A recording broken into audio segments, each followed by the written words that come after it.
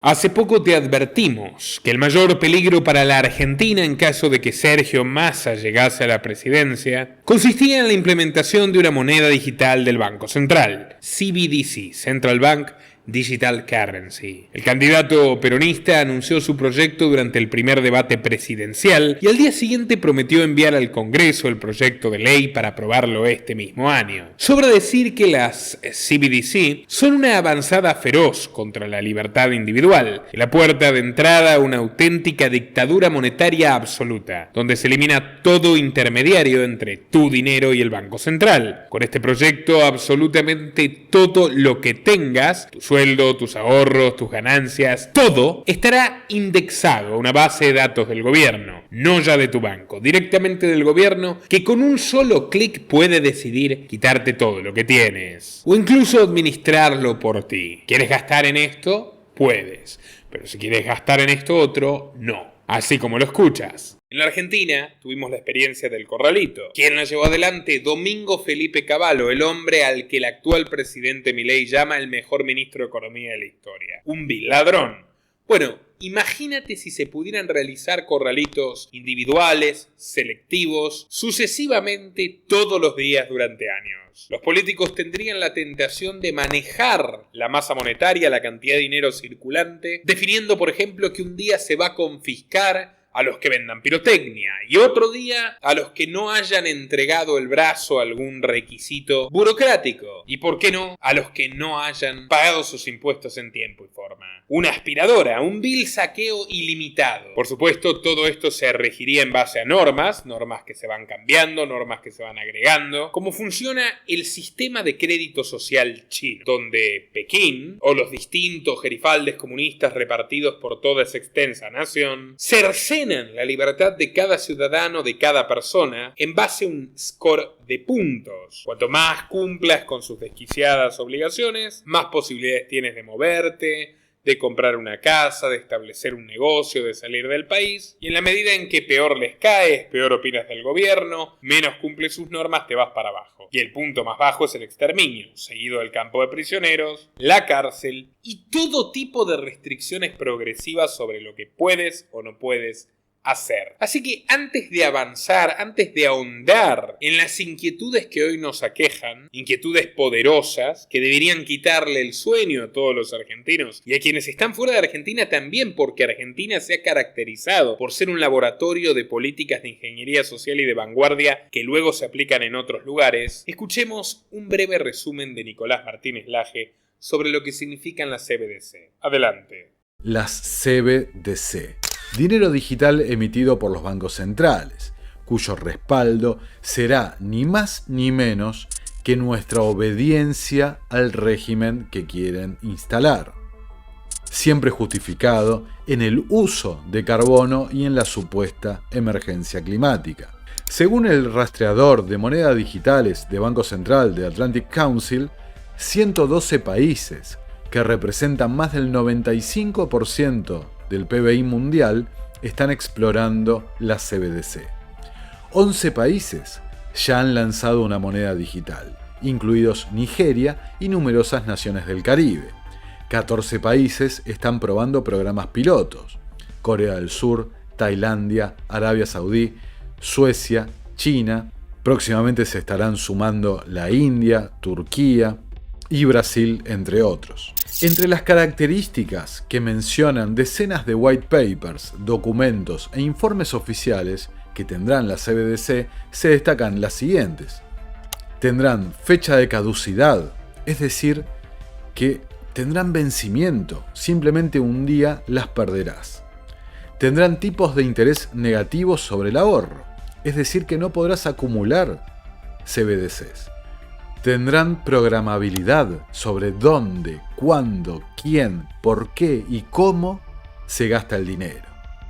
Cada operación tendrá su trazabilidad, seguimiento y cobro en el momento de los impuestos. Tendrán cuotas, límites y restricciones a la cantidad de CBDC que cada uno podrá tener. Tendrán capacidad para agregar o eliminar fondos de forma remota por parte de las autoridades centrales. Es decir, que apretarán un botón y tu dinero desaparecerá. Tendrán discrecionalidad respecto al anonimato. Y con esto se refieren a que se reservan el derecho de acuerdo a la seguridad nacional, decidir qué operación es anónima y qué operación es pública. También sostienen que las políticas monetarias del Banco Central que estimulen o aflojen la inflación serán directas sobre la billetera de cada individuo. Es decir, que un día te despertarás y directamente tu dinero valdrá menos. Tendrás $1.000, valdrá 800, valdrá 1.100 quizás. Ellos decidirán con discrecionalidad cómo y cómo se usará. En otras palabras, las CBDC estarán atadas al sistema de puntuación de crédito social vigilado y controlado por una inteligencia artificial, por un algoritmo programado por estos mismos globalistas que afirman cada vez que pueden que hay demasiada gente en el planeta. A ver, hagamos un ejercicio. Imaginemos cualquiera de estos escenarios. ¿Te pronunciás en contra de que tus hijos usen máscaras en el colegio? Bueno, acceso denegado a la CBDC. ¿Excediste las millas semanales de tu auto, el kilometraje de tu auto? ¿Se superó el límite de carbono? Compra denegada. ¿Publicaste mensajes privados en alguna red social cuestionando algo respecto al sistema político? ¡Pum! Compra denegada. ¿No recibiste tu último tratamiento? Acceso denegado. ¿Desafiaste tu bloqueo y saliste de una zona determinada? Acceso denegado. Todo es posible cuando una moneda es programable. La pueden programar para lo que sea. Esa humanidad 2.0 transhumanista a la que se refieren dementes como Harari estará dividida literalmente en dos partes. Los lacayos, ¿no?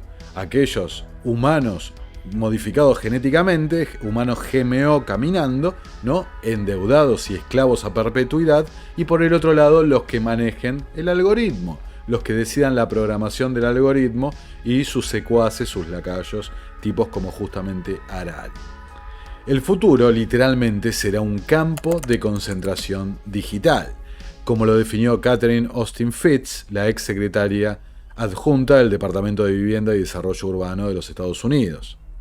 Ya ven, señores, la distopía de una moneda digital no es de un futuro remoto. Es el presente. Según el Centro de Geoeconomía del Atlantic Council, el año que llegó la sopa china, 2020, 35 bancos centrales del mundo comenzaron a estudiar la CBDC. Para comienzos de este 2023 ya son ni más ni menos que 114 países, Argentina incluida. Desde julio también se lleva a cabo la prueba piloto más importante, FedNow, un sistema de pagos instantáneos de la Reserva Federal de Estados Unidos que adoptaron los gigantes financieros JP Morgan Chase, Citibank, HSBC, Mastercard o Wells Fargo. FedNow permite a las empresas y a los clientes individuales enviar y recibir pagos las 24 horas del día, los 7 días de la semana, los 12 meses del año. La publicidad la vende como una alternativa al actual sistema monetario que no procesa pagos, por ejemplo, a los fines de semana. Pero en los papeles se trata del primer paso oficial de los Estados Unidos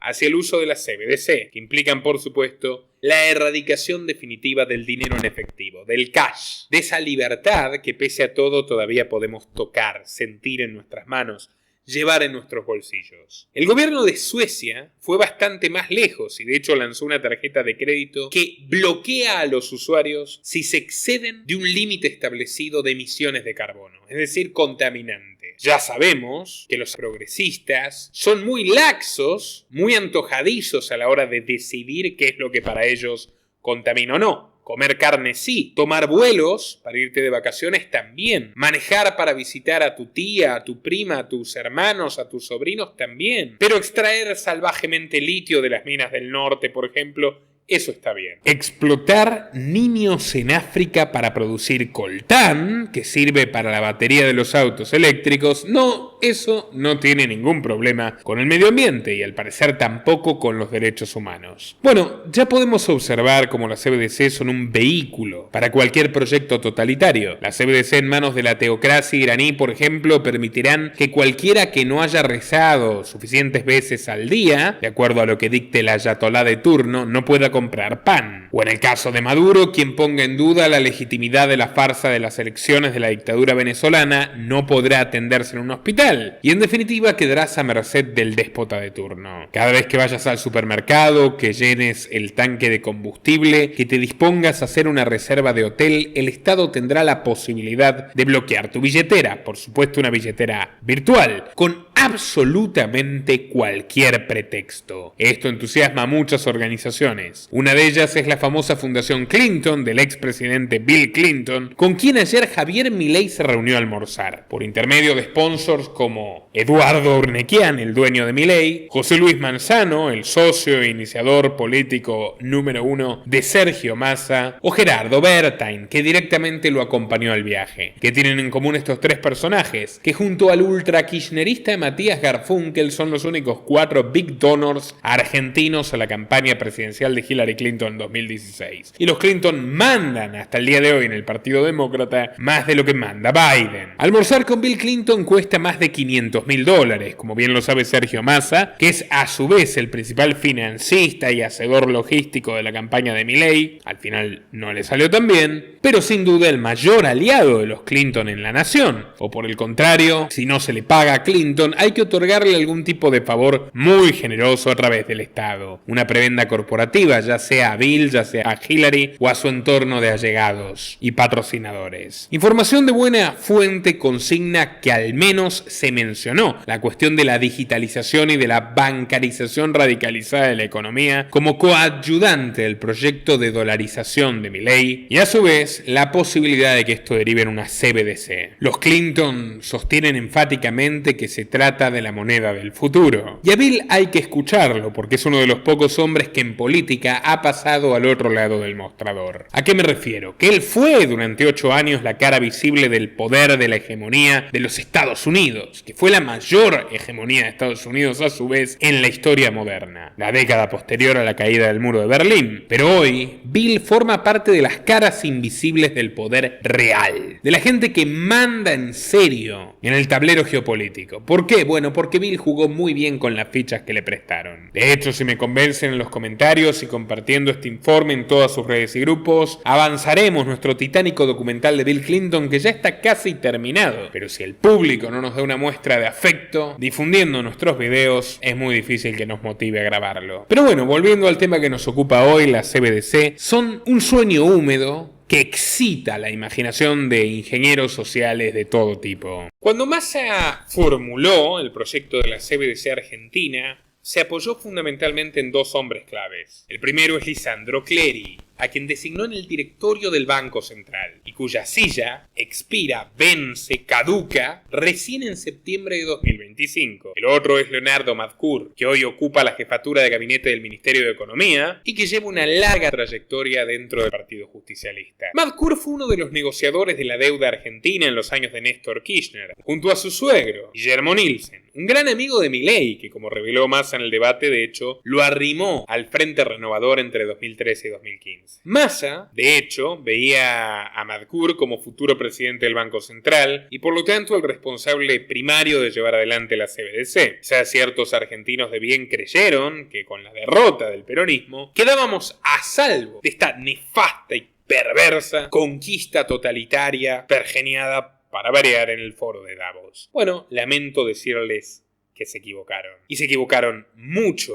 Para empezar, Lisandro Clery dirigirá el Banco Central, por lo menos, los 22 primeros meses del gobierno de Milei. Y un párrafo aparte merece el caso de Madcour. Este alfil clave del masismo es un viejo amigo, un viejo conocido de Javier Milei. ¿De quién es el nexo? Para variar, el siniestro Eduardo Urnequian, el inventor mediático, político y empresarial del fenómeno Milei. ¿Quién más? Madkur tuvo su paso por el Holding Corporación América cuando se estudió la posibilidad de sacar a la bolsa Aeropuertos Argentina 2000, el monopolio de los aeropuertos que los sucesivos gobiernos desde Carlos Menem hasta la fecha le reconocen a Urnequian. Allí Javier Milei se desempeñaba como economista jefe bajo el amparo del ex terrorista Montonero y canciller de Néstor Kirchner, Rafael Bielsa. En su autobiografía, El camino del libertario, que es el libro que escribió para meterse en la política a Milei, o que plagió, le plagiaron otros por él, todo aquí en este documental, muy recomendado si no lo han visto todavía, el presidente electo define a Madkur como una gran persona y muy inteligente. Madkur, por su parte, contaba en las viejas oficinas masistas en la Avenida del Libertador que Urnequian solía invitar a Milei a sus reuniones con personajes provenientes de la política, en principio para reírse de sus payasadas, pero que luego comenzó a vincularlos entre sí. Esta relación entre Madkur, el ideólogo de las CBDC argentinas, y Javier Milei, el presidente electo, fue evolucionando de la cordialidad y del azar de encontrarse en un asado en las mansiones de Urnequian a un vínculo más profesional, a un compromiso. Según pudimos verificar en nuestra ardua investigación de Milei, que ya dio a luz 2 documentales, también está el primero, que les recomiendo mucho, estarán al final de este video para que lo puedan ver. El diálogo entre Milei y Madkur durante estos meses de campaña, donde su jefe político Sergio Massa, en teoría, supuestamente, se tendría que haber estado sacando los ojos con Milei, lejos de disminuir, se acrecentó. Milei y Madkur hablaron más que nunca. De hecho, fue una especie de intermediario entre ambos, entre Massa y entre Milei. Como he detallado en mis documentales y lo he demostrado con pruebas fehacientes al alcance de ser corroboradas por todos ustedes, Massa financió a Milei, apoyó a Milei, llenó de gente el entorno de Milei. Hoy muchísimos legisladores electos de Milei pertenecen al masismo, algunos de hecho ya se han decidido y se han reintegrado al Partido Justicialista, y el hombre que se encargó de mantener la relación fluida por debajo de la mesa entre estos dos supuestos adversarios fue Madkur. No hay ninguna razón para pensar que Javier Milei, quien luce con orgullo su pertenencia al Foro Económico Mundial, vaya a resistirse a esta directriz tan preciada. Por el contrario, al querer hacer Milei una revolución monetaria en la Argentina, al existir en la Argentina una crisis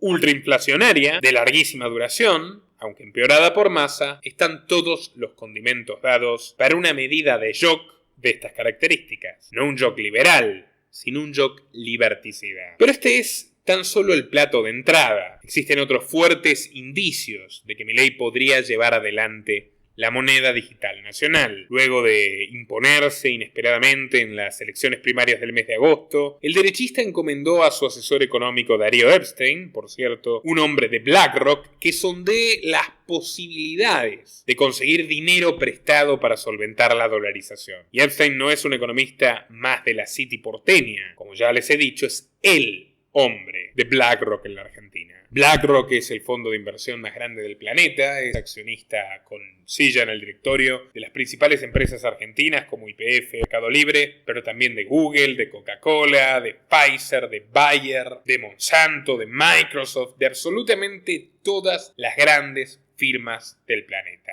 No obstante, no fue suficiente para vender el plan Milei en Wall Street, y todas las fuentes coinciden en que su misión neoyorquina fue un fiasco total. Todas a excepción de una, que deja un ligero atisbo de incertidumbre. Ha insistido mucho en esto el tuitero Brasesco, que lleva muchos años compartiendo primicias y a veces rumores fundados del sector financiero argentino. Cito: Epstein le dijo a Milei que no consiguió casi nada y se puso como loco. Entonces agarró el primer avión a Nueva York y se fue a hablar con BlackRock. Epstein. Solo George Soros le prometió $12.000 millones y con muchísimos peros. La fuente agrega que el magnate donaría esta suma de buena voluntad, claro, pero con un interés del 14% anual y a través de 2 de sus hedge funds, de sus fondos de cobertura. Comencemos a desentrañar qué hay de verdadero en este dato, que me han preguntado hasta el hartazgo y recién hoy abordo, el supuesto ofrecimiento de Soros de darle dinero a Milei. Bueno,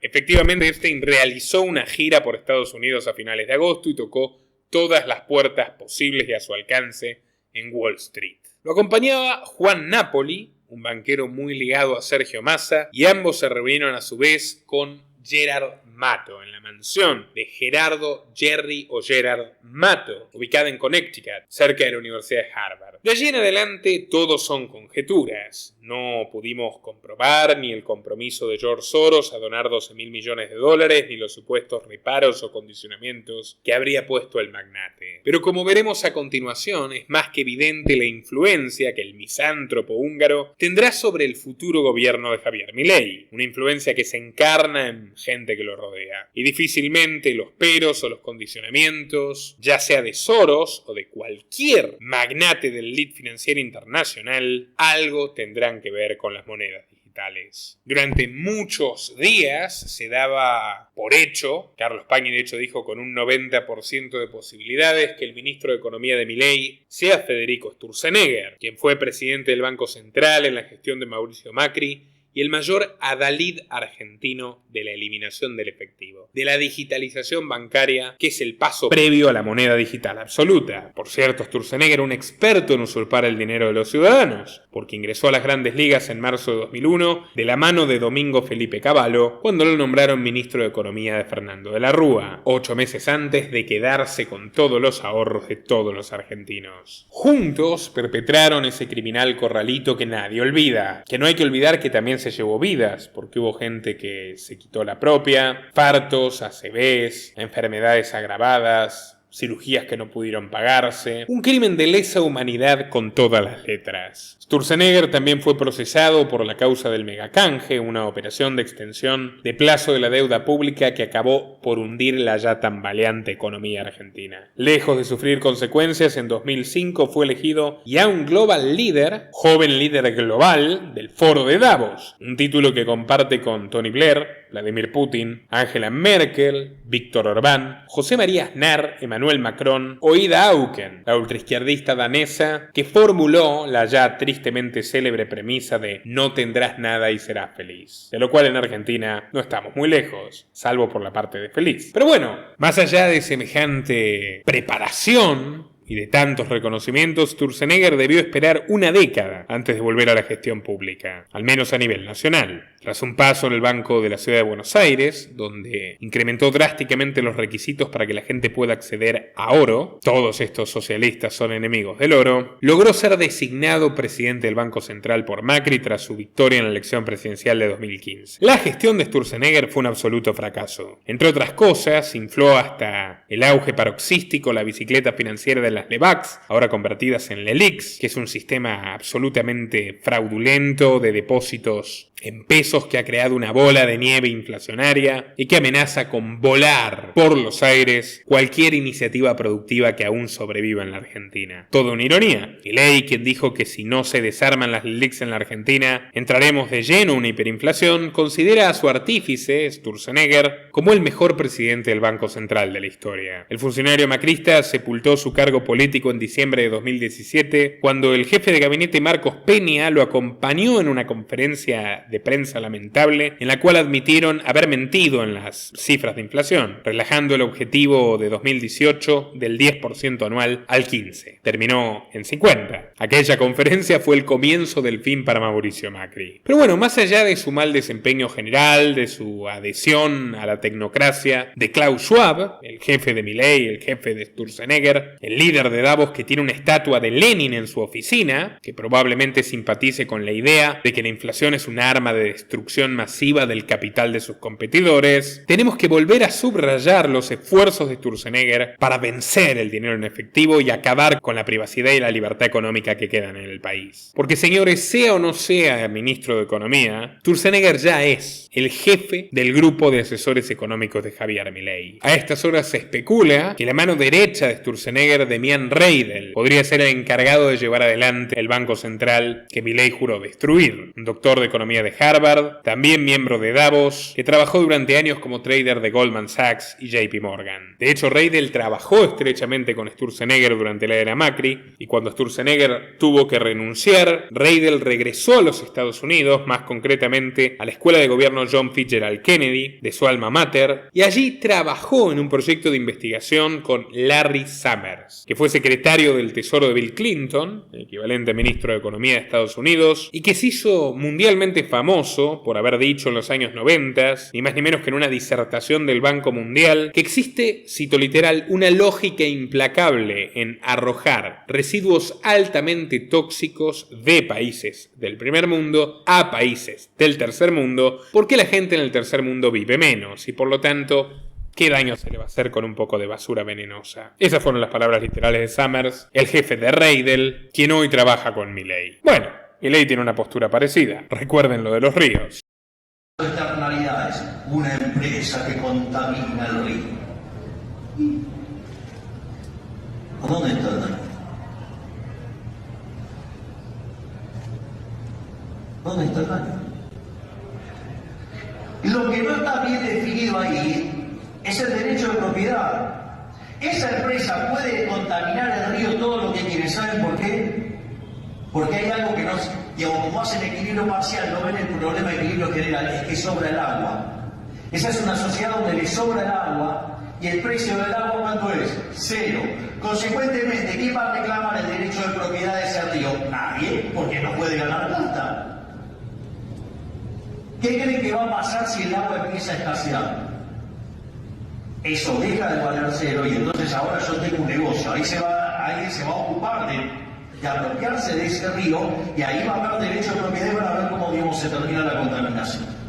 Para rematar la faena, Reidel comparte con Sturzenegger su obsesión casi patológica por terminar para siempre con el dinero físico. Normalmente asociamos a las armas de fuego con el narcotráfico. Sin embargo, el efectivo es una de las armas más clave para estos grupos delictivos para poder operar. Les permite hacer transacciones por fuera del sistema financiero y, por lo tanto, mucho menos detectables para las autoridades. El efectivo es cómplice en el tráfico de drogas. El 90% de los billetes en circulación en Estados Unidos tienen restos detectables de cocaína. Si alguna vez usaron dólares para alguna transacción, muy probablemente hayan estado en contacto con la droga. Piensen en eso. Pero además de facilitar el crimen, yo los quiero convencer de que el dinero es algo primitivo, algo viejo, anticuado, una reliquia. ¿Ustedes saben cuán viejo es el dinero en papel, el dinero en efectivo? Era el año 1260 y Kublai Khan, nieto del gran conquistador mongol Genghis Khan, ascendía al trono de China. En el año 1300 andábamos en carreta. Hoy viajamos en avión y seguimos con el dinero en papel. ¿Ustedes usan Walkman? ¿Cuántos de ustedes han visto un Walkman en su vida? No, haber visto la película de los Guardianes de la Galaxia no cuenta. Esta tecnología en 30 años quedó obsoleta. Y nosotros seguimos igual que Kublai Khan, con papelitos. En fin, preocupado por los idas y vueltas emocionales de Milei, por la danza interminable de nombres, tan poco seria y tan frívola, del supuesto gabinete que formará su gobierno, Reidel publicó un tuit donde sostiene que asuma o no la dirección de la banca, seguirá colaborando con el gobierno de Milei. Mientras suena por estas horas el nombre de Luis Toto Caputo como posible ministro de Economía. Amigo de Sturzenegger y su sucesor al frente del Banco Central, Caputo protagonizó el desembolso del mayor préstamo de la historia del Fondo Monetario Internacional, los 50.000 millones de dólares que le obsequiaron a Macri y que se patinó estrafalariamente por no encarar una verdadera reforma del Estado. Mal presagio para Milei. Recuerdo que, por ejemplo, Caputo se vendió, se fumó más de 15.000 millones de dólares con eso. Se terminó en el Fondo Monetario Internacional, vino Caputo, o sea, lo echaron a Sturzenegger acusándolo de manejar mal la mesa, se fumó 15.000 millones de dólares de reserva irresponsablemente, ineficientemente, y nos deja este despiole de la ley Click. Y bueno, digo, ahora Sandleri va a tratar de hacer lo que pueda. Pero la verdad, digamos, acá vos fíjate esto, Caputo es uno de los responsables del 28D. Y es uno, digamos, de los grandes desastres que se hicieron en el Banco Central, lo hizo Caputo en 2 o 3 meses. La designación de Caputo también parecería la devolución de un gran favor político. Luis es primo del magnate Nicky Caputo, que fue hermano del alma de Mauricio Macri durante años, pero fundamentalmente es tío de Santiago Caputo, que fue el arquitecto en las sombras del triunfo de Milei. Santiago Caputo llegó a la Libertad Avanza en 2021 de la mano de Ramiro Marra, un viejo amigo de la adolescencia, y con el tiempo se fue consolidando como el principal asesor comunicacional y analista de encuestas de Milei. Y hecha esta actualización, demos por cerrado el paréntesis. En Marra tenemos otro síntoma de la enfermedad totalitaria de la moneda digital que se ha apoderado del corazón del presidente electo, puesto que, más allá de haber sido humillado en los comicios porteños, hoy se lo baraja como posible director de la FIP, es decir, de la principal agencia dedicada al robo sistemático de propiedad privada ajena en el territorio argentino, el fisco. Siendo que Milei adhiere a la definición de que los impuestos son un robo, ha decidido poner a Ramiro Marra como el Alí Baba de los 40.000 ladrones que compondrán su gobierno. En el año 2021, el señor Marra hizo un video de campaña defendiendo la implementación de una moneda digital de los bancos centrales. Para que quede claro, era candidato de Milei. Esto fue en 2021, no en 2015 cuando Marra estaba con Massa y con Lavagna. En 2021, con Milei, Marra lanzó un video proponiendo la implementación de una moneda digital en la Argentina. Nuestro canal lo sacó a la luz hace algunas semanas e inmediatamente, porque es muy obvio que Marra nos mira o alguien de su confianza nos mira, en menos de 45 minutos de publicado ese estreno con Nico Martínez Laje, el video desapareció de las redes y hasta el día de hoy persiste en modo privado. Es decir, tiran la piedra, esconden la mano. Los encontramos, los expusimos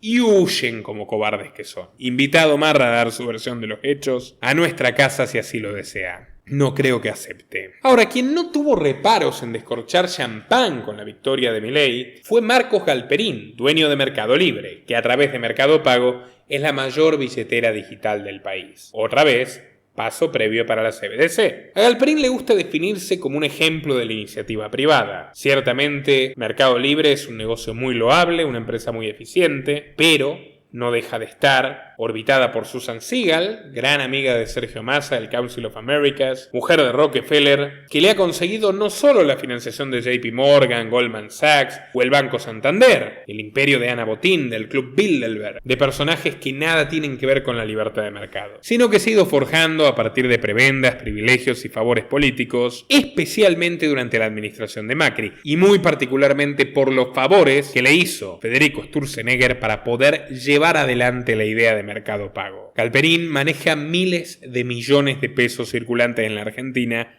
cada día. No en vano, las acciones de su empresa comenzaron a subir drásticamente a partir de que Massa ponga sobre la mesa el proyecto de la CBDC, y cuando perdió Massa siguieron subiendo. En su entorno se descuenta que Milei seguirá la misma ruta. Estamos hablando del empresario más rico de Argentina. A continuación refrescaré, en boca de nuestro colega Juan Pablo Pese, un poquito de las oscuras maniobras que hicieron de Galperín el Elon Musk argentino. En el 2015, con Mauricio Macri en el poder, las cosas irían aún mejor. Mejor para Galperín, no para nosotros. Lo que antes hacía Débora Giorgi, kirchnerista de larga data y mujer de confianza de CFK, ahora lo hacía Francisco Pancho Cabrera, presidente del think tank macrista Pensar, y ministro de Producción los primeros 3 años de la gestión Cambiemos. Cuestión que su presidente, Pancho Cabrera, desestimó el informe de la FIP que decía que entre 2016 y 2017 Mercado Libre se había ahorrado casi 32 millones de dólares gracias a la ley del software kirchnerista. Alberto Abad, titular del organismo, trató de hacer que Mercado Libre pagara por considerar que la empresa de Galperín no cumplía con las condiciones. Pero Cabrera intervino por orden de Macri y Abad se vio eyectado del puesto luego de este altercado, demostrando la prioridad que tenía Galperín para el gobierno. Y es que, efectivamente, era un aliado estratégico de Macri en su esquema de poder y a la hora de las relaciones públicas. Vos te llenás de dinero gracias a mí y luego elogiás mi gestión. Mientras se negociaba y aprobaba la reforma previsional, Galperín tuiteaba lo siguiente: por primera vez en mi vida democrática, el peronismo se encuentra con un partido de igual vocación de poder que ellos. Hoy es un día clave para la democracia argentina. Días después, Macri destrabó un crédito del Banco Nación para Mercado Libre por 4.000 millones de pesos, mientras el país se caía a pedazos. Pero eso no era todo, corría el 2019 y Macri llegaba muy desgastado y con menos aliados. Era año de elecciones presidenciales y la recesión hacía mella en sus aspiraciones de conseguir la reelección. Así que convocó a su fiel escudero corporativo para una lavada de imagen. Galperín y el presidente presentaron juntos un proyecto de ley para generar empleo de calidad, federal e inclusivo, en palabras del CEO. Dicho proyecto fue explicado por Macri en su cuenta de Twitter. La ley propone menor costo laboral, menor impuesto a las ganancias, fomento a las nuevas empresas y estabilidad fiscal, para generar 200.000 nuevos puestos de trabajo en un sector dinámico que se desarrolla en todas partes del país. O sea, una ley del software pero con esteroides y hecha a la medida de su amigo. La ley definitivamente fue aprobada ese mismo año casi por unanimidad del Congreso y Galperín emprendió un nuevo camino lleno de beneficios y prebendas. Pese a que se jacta de ser una persona que toma riesgos y que nunca trabajaría en el sector estatal. Y es que efectivamente para él sería un cargo menor, le sienta mucho mejor el sector paraestatal. Cuando el barco macrista se hundía, Galperín fue acusado de vender letras del Tesoro argentino 12 días antes de que el por entonces ministro de Economía, Hernán Lacunza, reperfilara la deuda. Dado que vendió todos sus títulos a cambio de una enorme fortuna, no quedó atrapado en el nuevo esquema. A raíz de esto se denunció a Galperín por tenencia de información confidencial y defraudación contra la administración pública. Con la llegada de Alberto Fernández al poder y a pesar de sacarse una foto con él luego de su victoria en las elecciones de 2019, Galperín no se sentía cómodo con el nuevo gobierno y menos cuando su reputación estaba siendo mancillada. Denuncias judiciales, bloqueos en sus depósitos del gremio mafioso de camioneros comandados por el peronista Moyano, amenazas del también sindicalista peronista Sergio Palazzo por no querer encuadrar a los trabajadores de Mercado Libre como empleados bancarios. Todas estas manchas hicieron que nuestro Elon Musk argentino armara las valijas y se fuera con su familia a Uruguay. Mientras acontecía la pandemia y las acciones de Mercado Libre crecían un 185% en cuestión de meses, se empezaba a conocer la explotación de Galperín hacia sus trabajadores. Se supo que en el área de logística le hacían levantar a los empleados cargas pesadas sin faja y los obligaban a firmar contratos cortos que no ofrecían vacaciones ni antigüedad, ni indemnizaciones y los terminaban despidiendo a los 3 meses. Pero a Galperín no le interesaba solucionar esta cuestión. Sus ambiciones apuntan a impulsar la desaparición del dinero efectivo, para que éste sea desplazado por los pagos con QR y el dinero digital. Argumenta, entre otras cosas, que al usar efectivo, la mitad de los latinoamericanos no tienen acceso al crédito y que su empresa va a ser la que se los provea. En línea con eso, sostuvo vía Twitter que si los impuestos se bajaran en Argentina, estarían cerca de derrotar al efectivo. Recordemos también que Mercado Pago, la plataforma de pagos de Mercado Libre, es agente de retención y trabaja codo a codo con el fisco argentino para dejar en evidencia a los trabajadores que no cumplen con las obligaciones tributarias, lo que les mencionaba de la empresa paraestatal. Y siguiendo con la lógica del gran reinicio de su creador, Klaus Schwab, Galperín dijo que la sopa china había traído cosas positivas.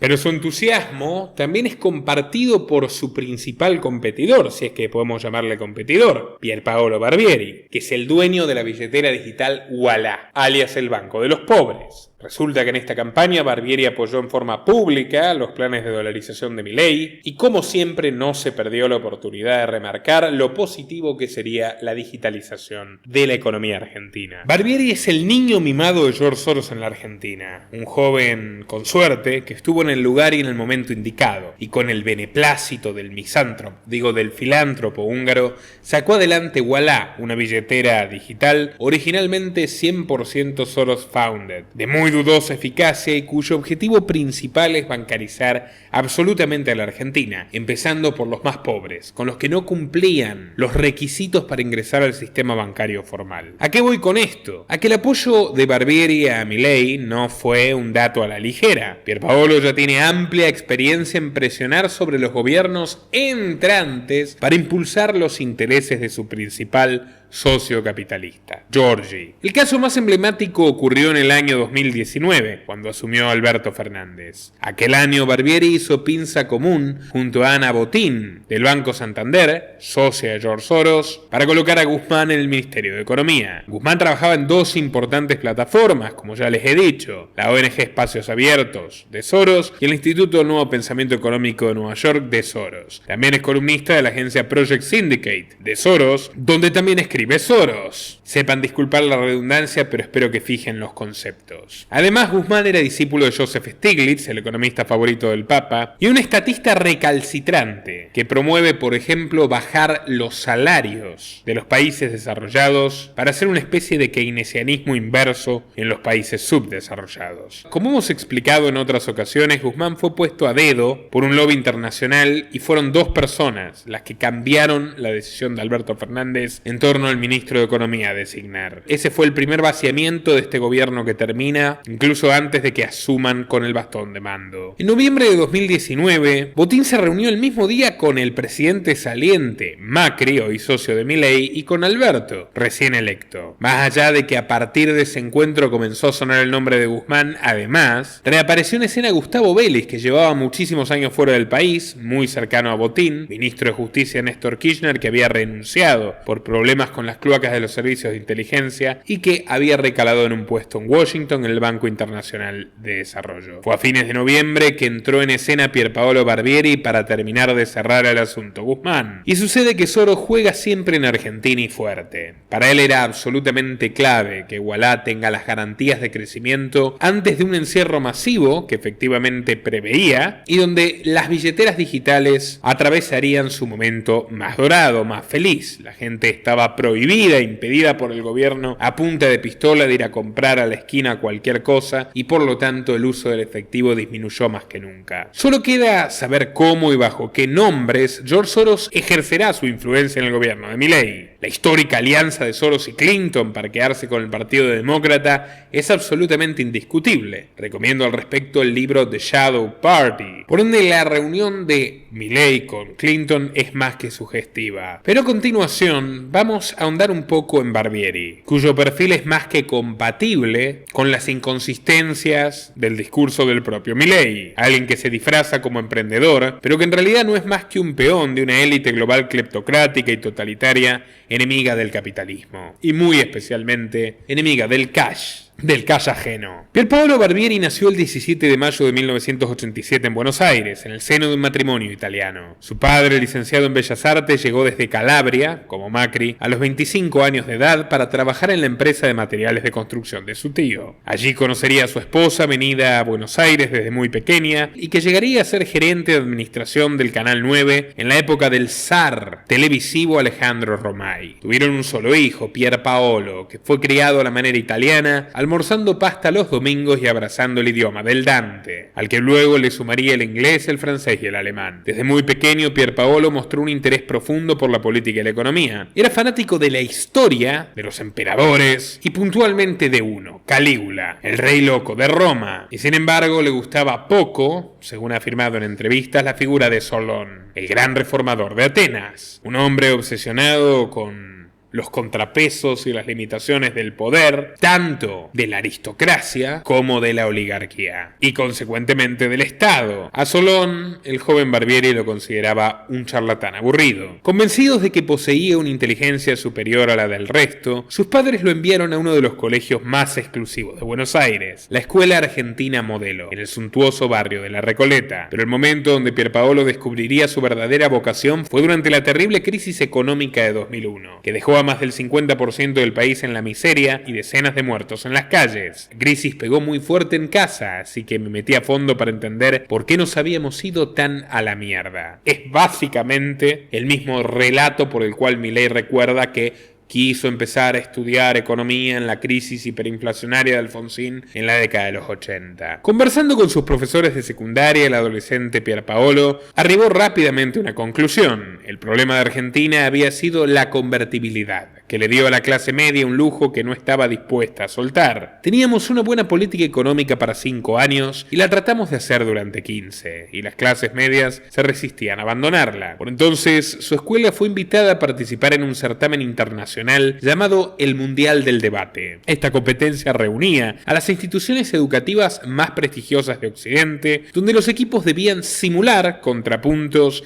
y discursos enfrentados sobre diversos asuntos de interés público que serían monitoreados por un prestigioso jurado. Entre los patrocinadores de la actividad estaban ni más ni menos que el recién formado Center for American Progress, el think tank de John Podesta. ¿Y quién es John Podesta? Bueno, lo apodan ni más ni menos que el tercer Clinton. Secretario personal de Bill, secretario general de la presidencia, jefe de gabinete de Bill Clinton y luego jefe de gabinete de Hillary Clinton durante su tiempo como secretaria de Estado de los Estados Unidos y jefe de campaña de las elecciones de 2016, donde Urnequian, Manzano y Wertheim, todos los mecenas de Milley, aportaron generosas sumas de dinero, como el resto de la élite corrupta de todo el mundo. Podesta fue, por ejemplo, el que se encargó de cubrir el escándalo Lewinsky de Clinton, es un obsesivo de las cuestiones extraterrestres y un custodio privilegiado de los secretos de la NASA, y es a su vez blanco de diversas teorías conspirativas. Aquí podemos verlo posando sonriente con Sergio Massa, que, como queda más que claro, pertenece a la misma familia política y corporativa, por no decir familia criminal,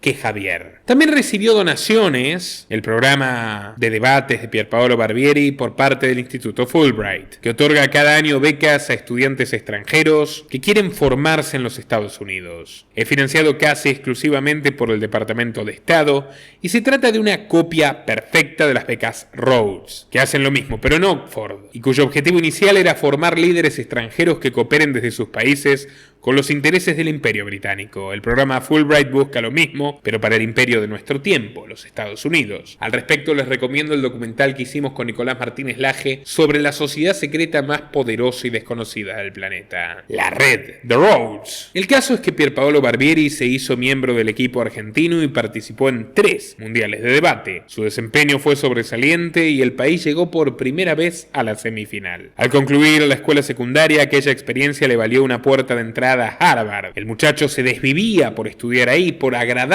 entre jóvenes mucho más ricos y de hogares más privilegiados que el suyo, pero sus padres no podían costear semejante gasto. Sin embargo, por entonces asumió como presidente de la Universidad de Harvard, ¿quién? Larry Summers. Un personaje más que singular, el mismo que contrató a Damián Reidel, el mismo que contrató a Federico Sturzenegger. En diciembre de 1991, Summers se desempeñaba como economista jefe del Banco Mundial. Allí presentó un memorándum descarnado a sus superiores con unas ideas supremacistas realmente estremecedoras. Su proyecto era extorsionar a los países pobres y endeudados para que acepten una redistribución más justa de la contaminación mundial. En otras palabras, para que la basura de las potencias industriales como Estados Unidos vaya a parar a sus cielos libres de contaminación. Pasaron un par de años y a la par que Bill Clinton firmaba el Tratado de la Biodiversidad en 1993, Summers redactó un nuevo informe del Banco Mundial donde volvió a insistir con sus ideas de utilizar literalmente como basurero a países como Argentina. Incluso llegó a burlarse de las protestas que presentaron los miembros más pobres del banco. En su opinión, los humildes jamás vivirían suficientes años para contraer las enfermedades infecciosas que la exposición a los residuos vertidos o incinerados terminarían causándoles en el largo plazo. Este loco de remate fue premiado por Clinton como secretario del Tesoro de su gobierno en los años finales del mandato, y en el 2001 se recicló como rector de Harvard. Summers decidió abrir las becas a estudiantes de otros países y Pierpaolo gozó de su visto bueno. En sus palabras, estoy muy agradecido con el señor Summers, fue increíble. Te dan las clases, gente que tiene premios Nobel, historiadores famosos, asesores de presidentes de todo el mundo. Si te gustaba la cocina, ibas a una clase de comida molecular de Ferran Adrià o a una de cine dictada directamente por Pedro Almodóvar. No obstante, la estadía de Barbieri en Harvard no se redujo solamente a lo académico, y es que este intrépido muchacho argentino llamó la atención de hombres cuyo negocio estaba más allá de las fronteras del campus, las élites financieras. Entre 2007 y 2008, con apenas apenas 20 años de edad, Barbieri fue contratado por Goldman Sachs como analista en el equipo de estrategia de cartera, centro del equipo de investigación de inversiones en Londres. Dato curioso porque se trataba de un estudiante de historia, pero luego llegaría el gran ascenso. Harvard se hizo amigo de Alexander Soros, el hijo de George, que asistía a un posgrado, y a través de esta increíble coincidencia, Barbieri fue promovido en 2009 como analista en Soros Fund Management y compartiría padrino intelectual con Alex Soros, que también es historiador, el sucesor de Soros, hoy el líder de las Open Society Foundations. ¿A quién me refiero? Bueno, a un profesor británico de Harvard llamado Niall Ferguson, que fue el tutor de la tesis doctoral de Barbieri sobre la Guerra Civil Española, publicada bajo el título La sombra de Hitler. Este célebre historiador merece su propia columna. Niall Ferguson nació en Glasgow, Escocia, el 18 de abril de 1964, hijo de James Campbell Ferguson, médico cirujano, y Molly Archibald Hamilton, profesora de física, dos científicos que lo criaron como ateo, condición que nunca abandonó. Sin embargo, Niall es un poco ambiguo en el tema, pues animó a sus hijos a estudiar la religión y asiste a la iglesia de vez en cuando. ¿Por qué? Nadie lo sabe. Hizo sus bachilleratos en la Academia de Glasgow y recibió una beca de élite para estudiar en Oxford. Por entonces ya era un homo universalis. Escribió una película para estudiantes de 90 minutos de duración titulada The Labours of Hercule Sprott. Tocó el contrabajo en la banda de jazz Night in Tunisia, editó la revista estudiantil Tributary y se hizo amigo de Andrew Sullivan, un periodista británico con quien compartió dos paradójicos intereses: la devoción por Margaret Thatcher y la música punk. Se graduó de Historia en 1985 y se doctoró en Filosofía en 1989. Desde entonces Ferguson tuvo una rapsódica carrera en la academia que, para sorpresa de muchos, sedujo a los líderes del globalismo. Y digo que fue una sorpresa porque sus opiniones no son particularmente progres, son obscenamente colonialistas. En su libro Empire, Imperio del 2002, Ferguson, el tutor de Barbieri, aliado clave de Milley en todo esto, defendió la tesis de que la expansión sanguinaria del Reino Unido fue una bendición para el progreso del mundo. Cito: la pregunta no es si el imperialismo británico no tuvo manchas, sino si pudiera haber un camino menos manchado a la modernidad. Podría haberlo, quizás en la teoría, pero ¿tienen acaso alguna respuesta en la práctica? No la tienen. En un debate con el redactor de The Independent, un periódico inglés, Ferguson sostuvo que hay una gran diferencia entre los horrores del Reino Unido, que por ejemplo Winston Churchill se cargó a 1,5 millones de indios así nomás, y los crímenes de Hitler y los nazis. Según Ferguson, los británicos en la India solo pecaron de incompetencia y de negligencia. La clave para Ferguson es la intencionalidad. Según él, Hitler quiso matar judíos, gitanos, homosexuales y disidentes, mientras los lores británicos mataron sin querer. Sin querer queriendo, añadiría el Chavo del Ocho, que al parecer aplica más el uso de la lógica moral que el señor Ferguson. En el libro Coloso de 2004, Ferguson escribió lo siguiente: creo que el mundo necesita un imperio liberal, contradicción absoluta. Herbert Spencer, Richard Cobden, Thomas Paine, todos los grandes antiimperialistas ingleses fueron liberales y lucharon desde su seno contra el imperio británico. Pero no importa, él dice: creo que el mundo necesita un imperio liberal eficaz y que los Estados Unidos son el mejor candidato para este trabajo. Literalmente el discurso de Milley: solo tendremos como aliados a Estados Unidos y Israel. También sostiene que la globalización económica está funcionando, pero necesita ser apoyada políticamente, como lo fue hace un siglo por el Reino Unido. Sin lugar a dudas, el imperio del siglo XIX fue pionero del libre comercio. Dice Ferguson: esto es una absoluta mentira, una radical estafa. Lean a Richard Cobden, por Dios. También sostiene que Inglaterra favoreció la libre circulación de capitales y la abolición de la esclavitud. Aunque libró muchas guerras, entre comillas, pequeñas, mantuvo una paz global incomparable, antes o después. Toda esta salamería, esta propaganda, esta falsificación terrible de la historia, lo llevó a ganarse la simpatía de los Rothschilds, que claro, fue una dinastía protagónica de los crímenes del Imperio Británico. Imperio al que, por cierto, Milley defiende permanentemente, como a Thatcher. Otro capítulo donde Milley demuestra su absoluta ignorancia del liberalismo. De hecho, Cobden, gran liberal y capitalista manchesteriano, dijo: en el comercio de esclavos nosotros los ingleses ingleses, superamos a todo el mundo en materia de culpabilidad. Así como en las guerras extranjeras tenemos la nación más agresiva, pendenciera, bravucona, belicosa y sanguinaria bajo el sol. Usted descubrirá que hemos sido incomparablemente la nación más cruel del planeta. En China, en Birmania, en la India, en Nueva Zelanda, en el Cabo,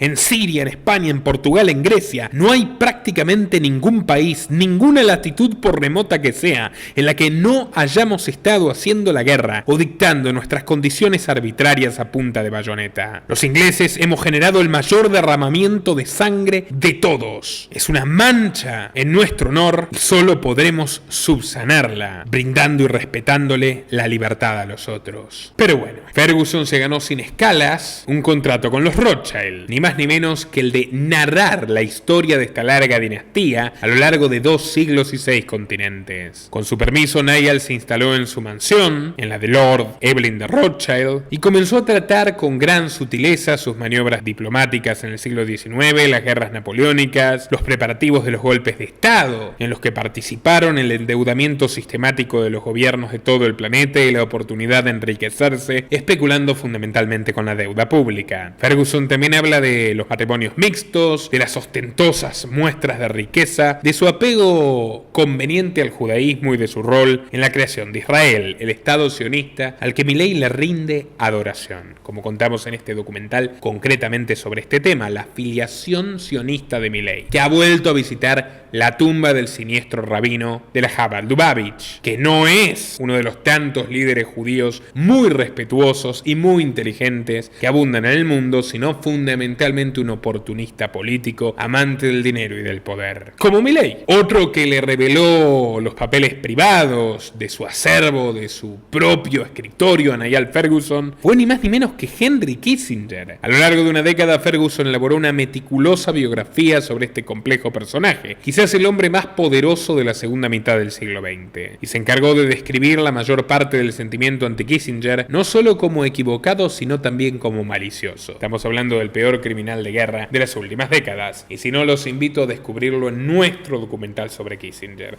Sí, hemos hecho muchos documentales y lo seguiremos haciendo en la medida que ustedes nos apoyen en www.patreon.com/Nicolás Moraz, donde desde tan solo $5 mensuales tendrán acceso a informes, videos y conferencias exclusivas para mecenas. Sepan disculpar el chivo, pero nosotros no nos pagan los Rothschild. Sigamos. Ferguson también es reconocido por elaborar agudas profecías, fruto de la información privilegiada. Predijo la caída del muro de Berlín, la recesión económica de 2008, advirtió sobre la victoria de Donald Trump en las elecciones americanas del 16 y ahora también vaticina su nuevo triunfo en 2024. Habrá que ver cómo le va con esto. También vio venir la guerra de Ucrania y avisora que el conflicto entre Estados Unidos y China por Taiwán estallará más temprano que tarde. Bueno, tampoco hay que ser Nostradamus para darse cuenta. Pero cuidado, hay matices disonantes en el pensamiento de Niall Ferguson. Se ha burlado con ironía del cambio climático, pero al mismo tiempo ha defendido ultranza las soluciones ofrecidas para la crisis de 2020.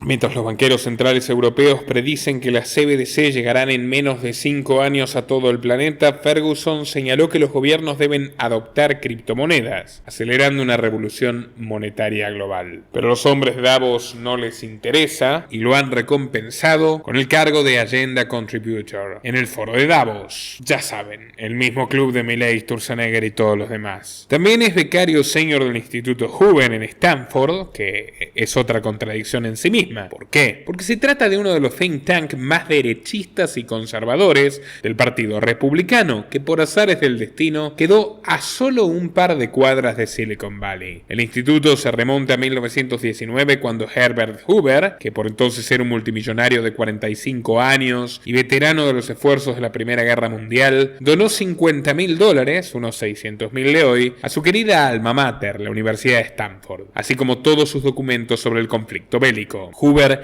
sería presidente de los Estados Unidos entre 1929 y 1933. Su gobierno fue uno de los más oscuros de la historia del país, marcado por el crack del 30, la depresión económica y el posterior advenimiento de Franklin Delano Roosevelt y su socialismo corporativo al poder. Ya fuera de la Casa Blanca, Hoover construyó una icónica torre de 285 pies que en 1947 pasó a llamarse Instituto y Biblioteca Hoover sobre la guerra, la revolución y la paz. Esta estaba integrado a la Universidad de Stanford, una de las más progresistas del mundo, aunque la matriz ideológica de su think tank sería diametralmente opuesta. Durante la administración Trump, varios afiliados de la institución Hoover ocuparon cargos de primer nivel. Uno de ellos fue Scott Atlas, un radiólogo que impulsó políticas contrarias a las recomendadas por la comunidad científica internacional en el contexto de la sopa china. Sin embargo, no deja de persistir un detalle tan poético como realista. Hoover está a solo 1,5 millas de distancia de las grandes Big Tech, de la sede de Google, de Apple y de tantas otras firmas tecnológicas. Progres todas, casi por supervivencia, toda esta élite marcadamente progre y globalista es la que hoy sufraga su continuidad. Por eso vemos a sus prestigiosos becarios como Niall Ferguson entrevistando al CEO de Google, Eric Schmidt, y deshaciéndose en admiración ante el nuevo dios de esta meca cyborg que es la inteligencia artificial. What if AI recommended that a commander-in-chief sacrifice a significant number of citizens or their interests in order to save, according to AI's calculation and valuation, an even greater number? This was the part of the book that electrified me. The thought that AI learns in such a different way from humans that it can contemplate tactics that any human chess player or general would regard as involving too great sacrifice, even if, from an AI point of view, those tactics would be likely to deliver ultimate victory. Tell us a bit about that, because it does get us, if not to killer robots, then at least to AI giving advice to decision makers that could involve shocking sacrifice in pursuit of ultimate victory.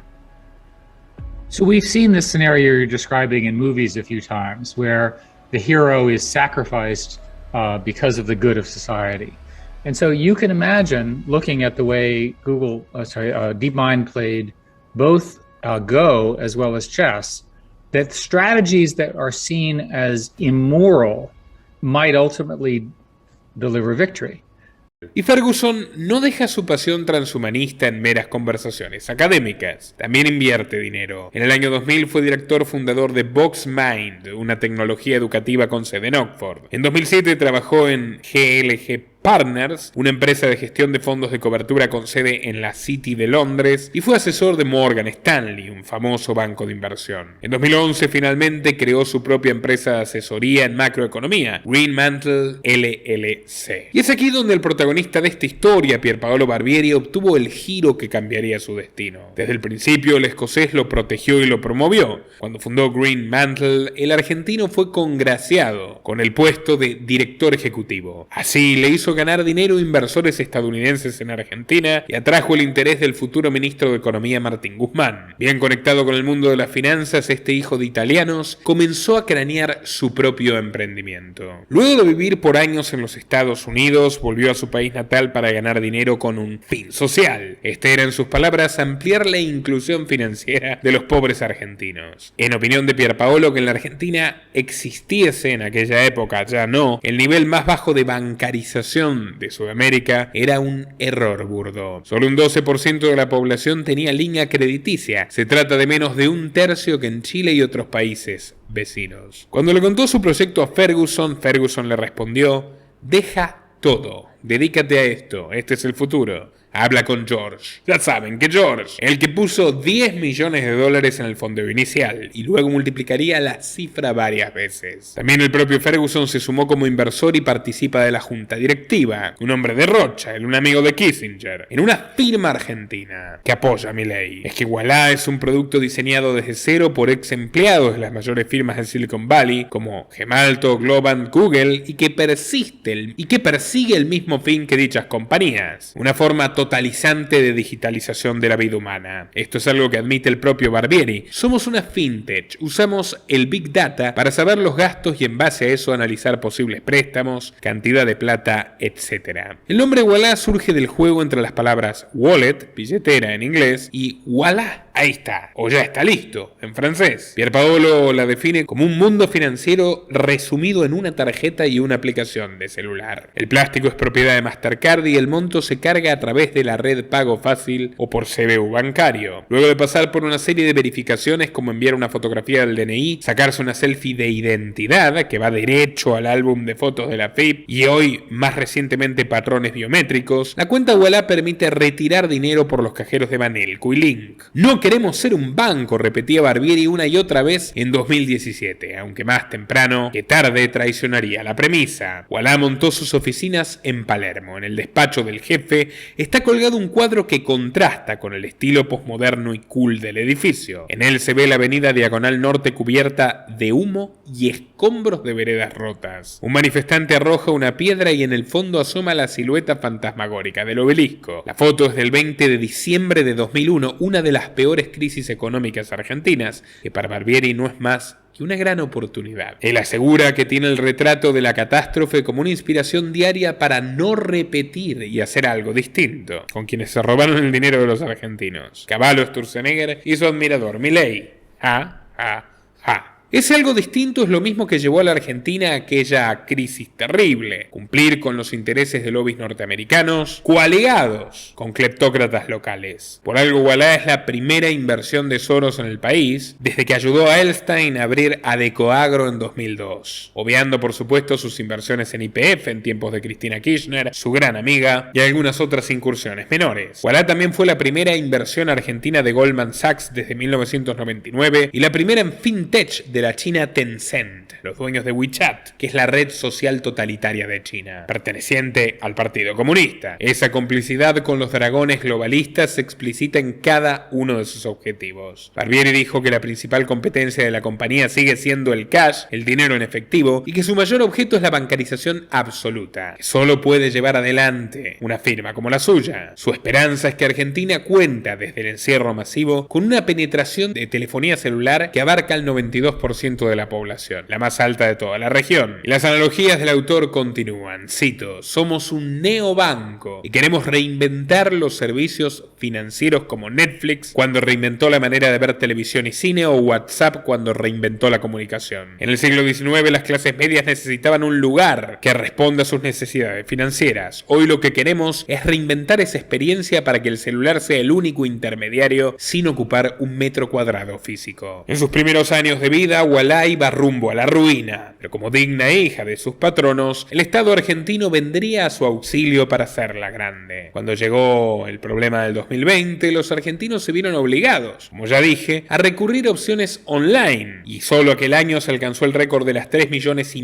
de tarjetas emitidas, cuales llegaron a un 22% del total de los argentinos de entre 18 y 25 años. Así saltó a las grandes ligas. En 2021, Barbieri obtuvo un desembolso de 350 millones liderado por SoftBank y Tencent, la ronda de inversión privada más grande que recibió una compañía argentina en la historia, y coordinada directamente por su viejo amigo Soros. Ualá se convirtió oficialmente en el 10º unicornio argentino, así se le llama a las empresas privadas de base tecnológica que llegan a valer más de $1.000 millones, siguiendo el camino emprendido por Mercado Libre, Globant, OLX y Despegar. En la ronda también invirtieron Goldman Sachs Asset Management, Ribbit Capital y por supuesto Soros Fund Management. Algunos competidores estimaron que su desembarco en el mercado era prematuro y que la única forma de aspirar al éxito era tener una espalda financiera importante. Pero la espalda la tiene, y una de las tantas cosas que se lo posibilitó fue el entusiasmo de Manuel Ginóbili, la gloria del básquetbol argentino, que se sumó como inversor. Al año siguiente sería designado embajador mundial de Ualá, algo que desembocó en una llamativa propaganda que intentó sin ningún éxito ser emotiva. El spot alterna videos del ex basquetbolista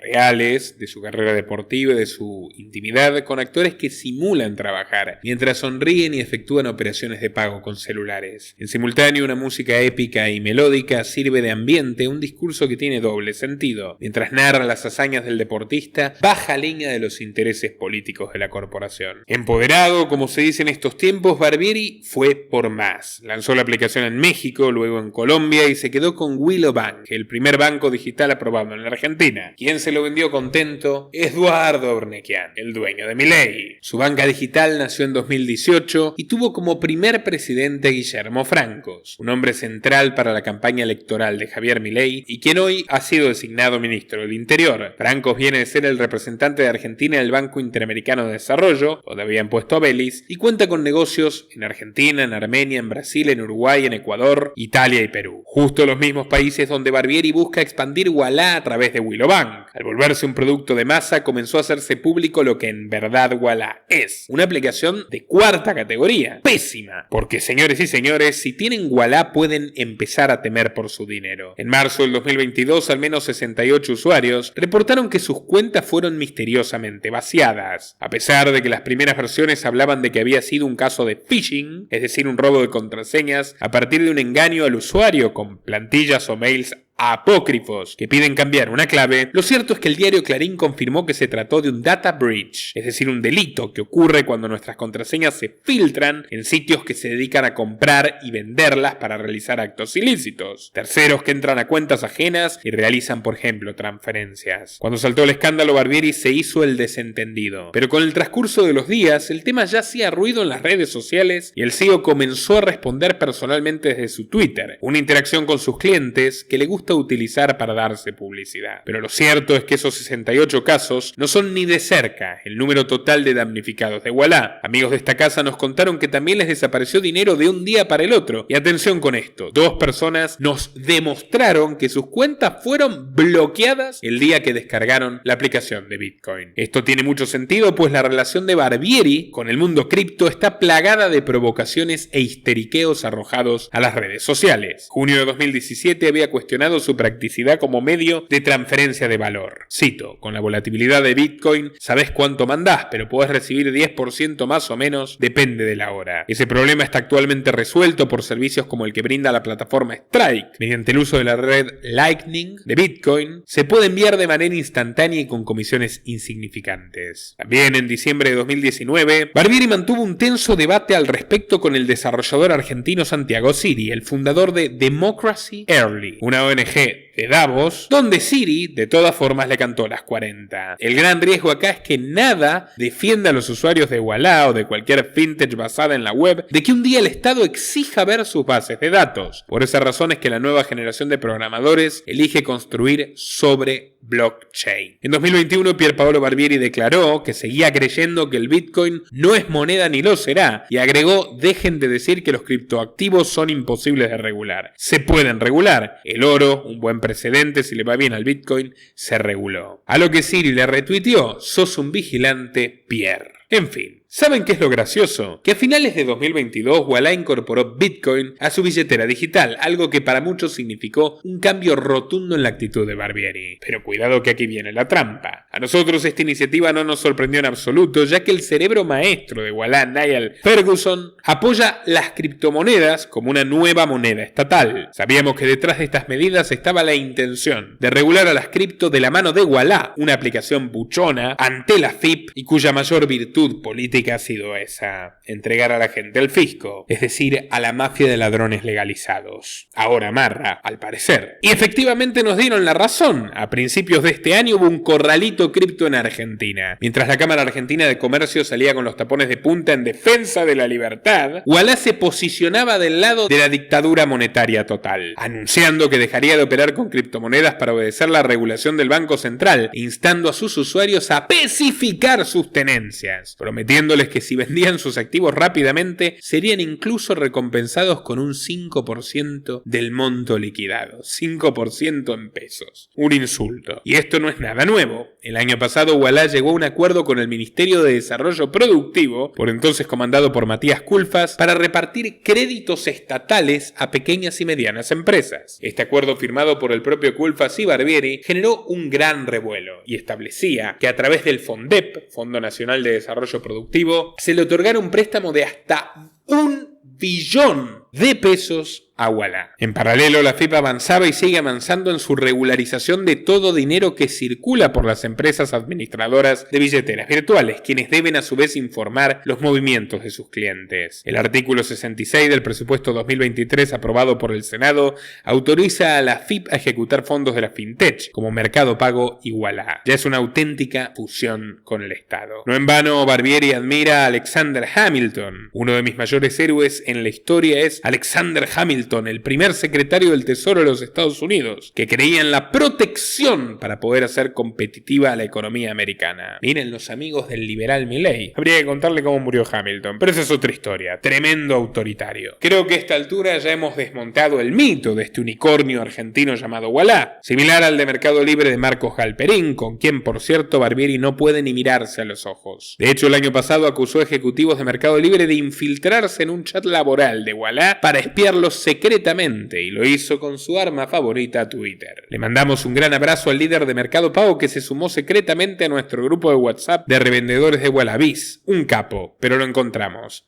La competencia nos eleva. Si querés hacer como él, pero en serio, te sumás acá. Como dato no menor, Barbieri recibió en 2022 el premio al CEO Visionario del Año por su pasión y dedicación para crear oportunidades de inclusión financiera en Latinoamérica. El premio lo entregó el Council of Americas, una entidad fundada por David Rockefeller en 1963 con el propósito de fortalecer la sumisión de los gobiernos regionales. Council of America es presidido por Susan Siegel, directora de Mercado Libre, amiga de Urnequian y Massa, podemos verla con ellos en esta foto, y por ende de Milei. La misma noche que Barbieri fue congratulado, el Council entregó el premio Bravo al liderazgo de impacto social a Adriana Noreña, la vicepresidente de Google para Hispanoamérica, en reconocimiento a sus donaciones multimillonarias para apoyar la transformación digital y igualitaria con énfasis en género. Ahora, ¿cuál es la novedad de todo esto? Que Adriana y Barbieri se unieron para respaldar la idea de una moneda regional, digital y común con Brasil. Un proyecto con Lula da Silva que hasta el momento no ha prosperado, pero que nos ofrece esbozos de lo que se viene hoy. La regionalización del mundo es fundamental para la aplicación de la Agenda 2030 y de un gobierno global que comience con gobiernos transnacionales como la Unión Europea. Este es tan solo un breve compendio de contenidos importantes a la hora de estudiar la relación viciosa entre Milei y la moneda digital. Luego no digan que no les avisé. Los invito a compartir este video en todas sus redes y grupos y nos veremos en una próxima ocasión.